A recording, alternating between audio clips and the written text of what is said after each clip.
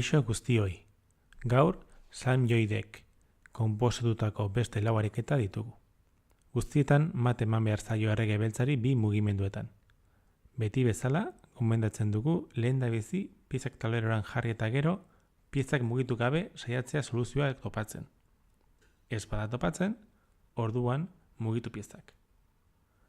Bestetan bezala, eten txiki bat egingo dut erantzuna eman baino lehen. Zuei denbora emateko posizioa kopiatzeko edo zuzenean saiatzeko. Zorte on!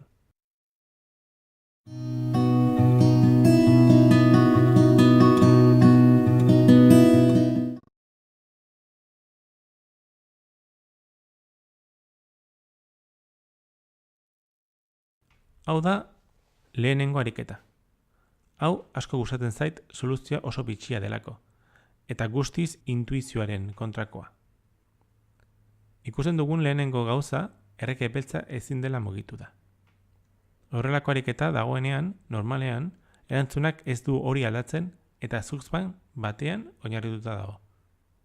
Kasu honetan erantzuna dama A bat da. Damak jaten badu, besei defendatu gabe uzten du dama A bat eta zaldia besei matera. Berdin gertatzen da B pioiak mugitzen badu. Beraz, B5, zaldia besei, materekin erantzuten da.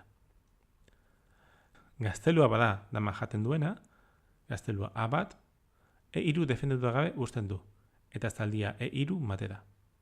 Berdin, zaldia C3 mugitzen bada, zaldia E3 mate.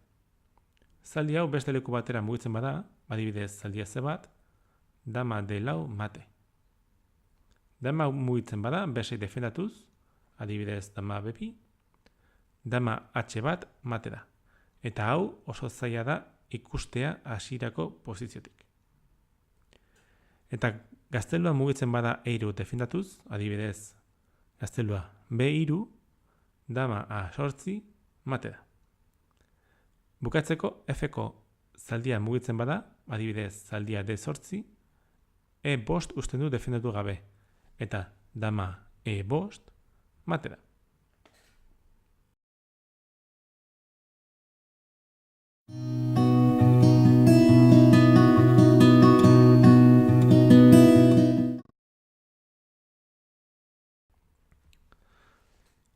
Ariketa hau, aurrekoa bezala, zugzbangen oinarrituta dago. Hemen, pieza guztiek zerbait egiten dute. Errege beltzak ez dauka laukirik, eta topatu behar da mugimendu bat ez duena ezer aldatzen, baina beltzari txanda pasatzen zaiona. Eta hori da, alfila A2. Ikus dezagun zer gertatzen da alfila E8 A4 diagonaletik mugitzen badin bada. Adibidez, alfila C6. H5 abestu gabe gelditzen da, eta dama H5 mate da. Gauza berdina gertatzen da alfila mugitzen ez bada, baina bere H5 laukiko erasoa oztopatzen bada. Gaztelua F6, dama H5 mate, edo zaldia G6, dama H5 mate. Zaldia F6 izan ezik. Orain, dama H5 ez du funtzionatzen, baina dama F6 mate da. Alfila beste diagonalean mugitzen bada, alfila F6, dama F6 mate. Eta alfila G6, dama F4 mate. Gazteluak mugindu bakarra dauka, gazteluak G8, eta dama F6 mate da. Peoi mugimenduak faltatzen zaizkigu E5 zaldia E3 mate, D4 alfila E6 mate, eta E3 alfila B1 mate.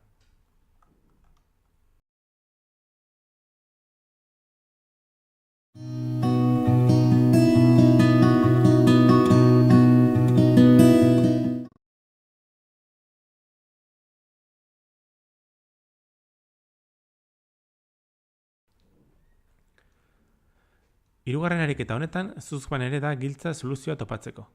Hemen zaila da jokaldi bat topatzea. Ezer ez aldatzen ez duena.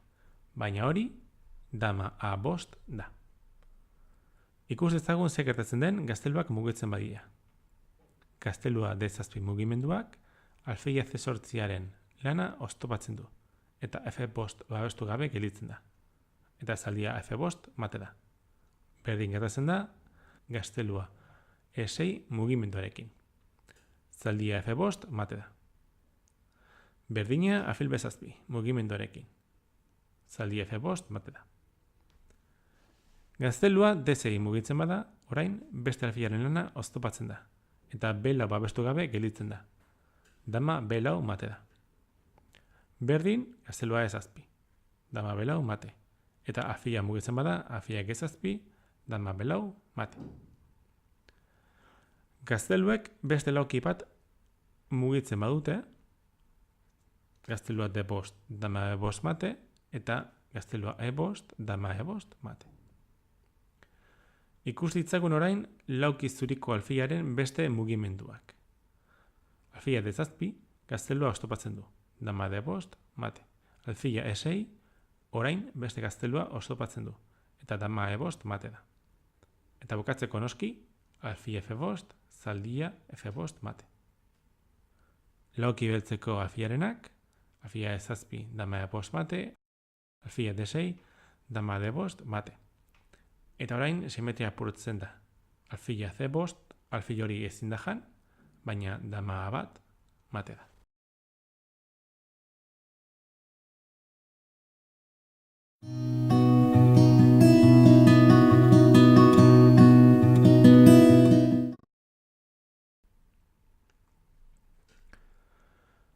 Laugarren hau nire ustez zailena da.